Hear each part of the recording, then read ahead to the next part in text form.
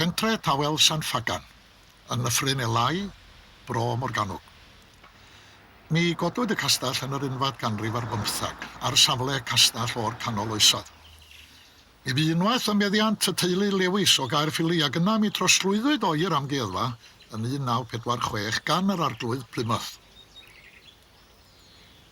Mae o'n cael ei amgylchynu gan erddi eang godidog ac mae'r lawntia braf a'r llynnoedd yn ail-greu golygfa fydda nodweddiadol o gartrefi boneddigion y ganrif ddiwetha enghraifft.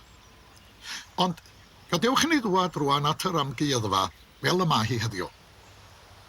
Dyma dyn nodweddiadol o'r ail ganrif ar 15, Cenixton, un o'r dwsinau o adeiladau gludwyd i'r Amgueddfa fesul carreg o bob cwr o'r wlad. Ysgol o ardal meistr, ger Llambed. Ar rhes gyfan o dau, stryd enwog Rhyd Car, godwyd ymwreiddiol gan Richard Crosier ar ddechrau'r ganrif ddiwetha fel cartrefi i'r gweithwyr haearn a glo ym Merthyr Tydfil. Ond nid lle marw o bell ffordd ydi Amgueddfa Sain Ffagan. Chwthu dan chwibanu i fyw don wna'r gof di, mae'r efal o lawr y glyn yn atseinio eto i sŵn yr union a'r morthol. Ac mae'r crochennydd yn dal wrth ei olwyn, yn saernio llestri a'i dwylo, medrus, llestri o bob siap a lliw i lenwi silffoedd i siop ar gyfer yr ymwelwyr.